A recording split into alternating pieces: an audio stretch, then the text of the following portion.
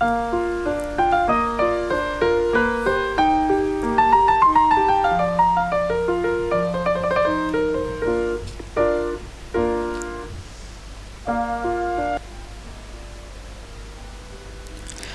I've cut the tails, covered the edge with glue in the same very way, and stuck a normal braid to it with the help of dragon glue.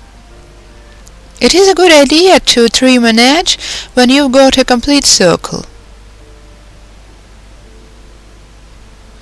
Since in my case I've got only part of a circle, the edge is unlikely to be neat anyway.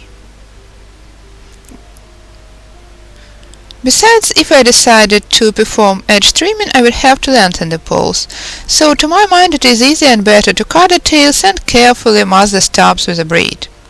So the pocket has been woven.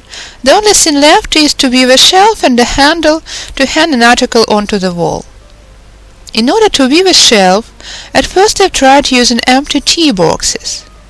However, finally I've got back to our favorite base, Lego construction set. With the help of which you can create a base of required size and shape. So it is very convenient. So I've got a base like this. Adjust it to my workpiece, try to determine where to make a shelf, piece holes in a regular way along the lower edge, and insert the poles in the same way like I did for a pocket.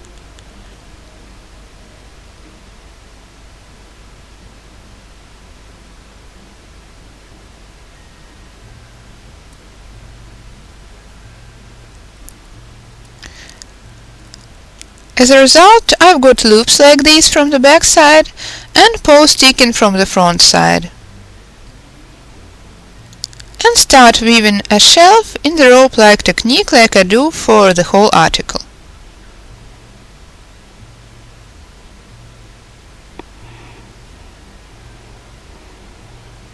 I try my best to keep poles vertical.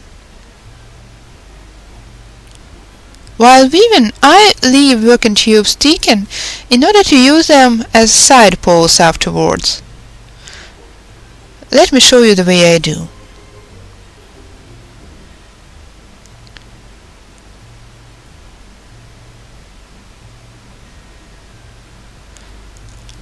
So I leave the working tubes unengaged after weaving a previous row. As for the following row, I start weaving it with new tubes. I'm going to use these tubes as side poles afterwards. And continue this way up to the required height. Every 2 rows or so, I leave working tubes unengaged as future side poles.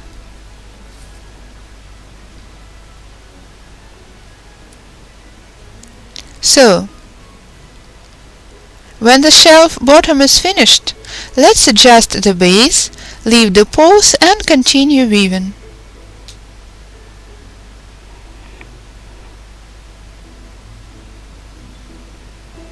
There's nothing difficult about it. The only challenge is to kind of sew shelf down to an oval bottom, which is rather inconvenient, especially the first rows with turns.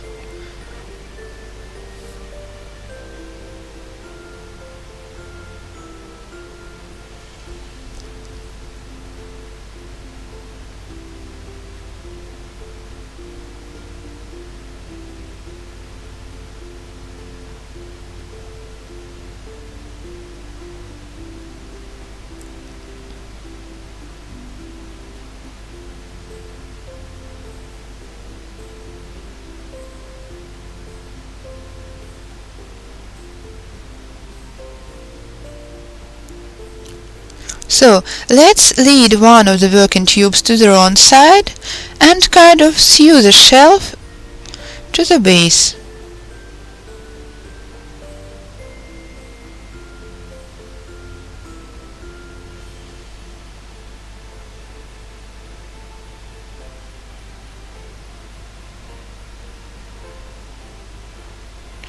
And continue weaving. Here are the poles. Well, let's do it differently.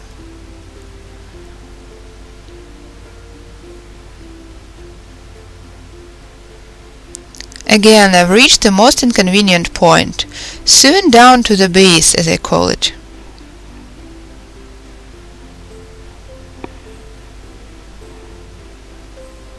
Lead a knitting needle through like this.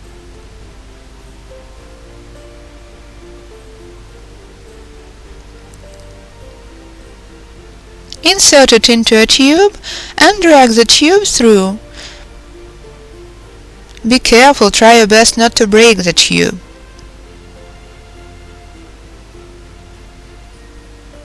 Make a stitch, let it be here.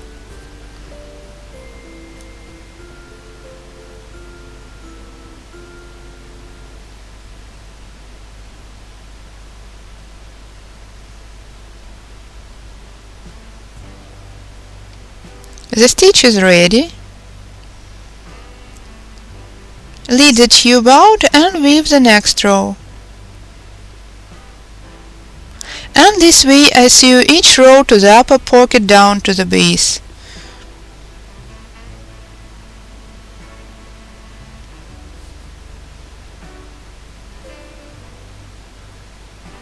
Smoothen the basic form and continue weaving the shelf.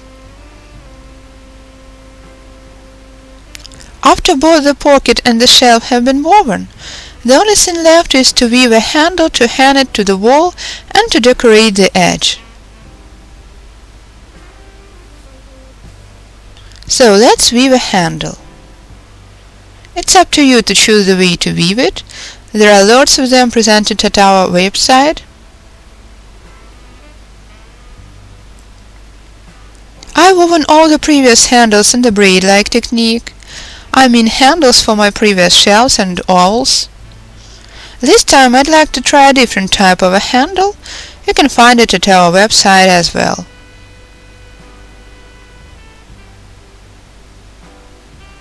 I don't use any wire here because I'm not going to keep any heavy things in the pocket. I just lead tubes through and stick them with the help of clothes and clips.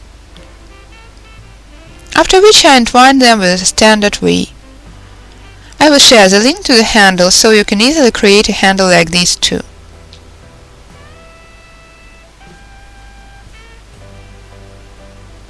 So the handle has been woven. Now I have to trim the edge. I decorate the edge with a standard 3-tube braid. In this case you can even use normal school glue. Well, sure, it's better to use multi-purpose polymer adhesive Dragon, but school glue is okay as well. So I'm weaving a standard braid. The tubes have dried a bit, but they are not too dry yet. So I create a normal braid with the tubes moistened a little.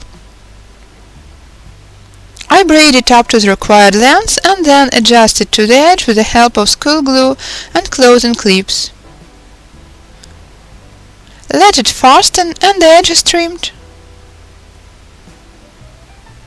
To sum up, I'd like to say that my purpose was to learn weaving a pocket in a neat way to avoid any gaps and to weave a pocket with a shelf.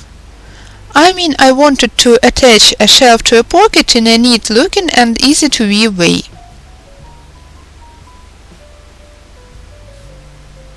So these were my primary goals. As a result, while weaving this article, I've concluded that it looks a bit clumsy without a trimmed edge.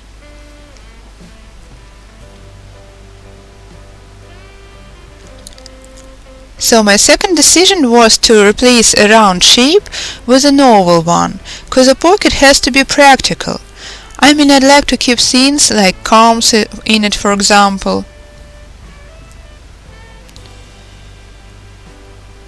That's why I've decided to use an oval shape.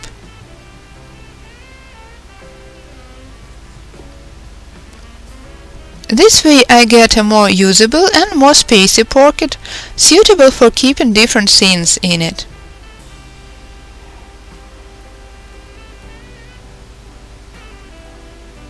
The third conclusion is that this shape of a pocket doesn't require any braids as an additional decoration.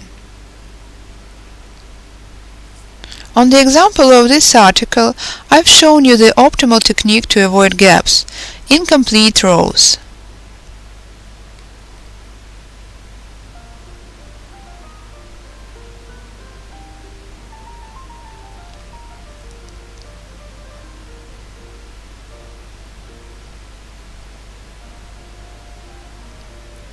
I've experimented a lot, including different decorating techniques. In this case, I've tried patinating, for example. These are newspaper tubes painted with dark brown and then patinated dark sandy.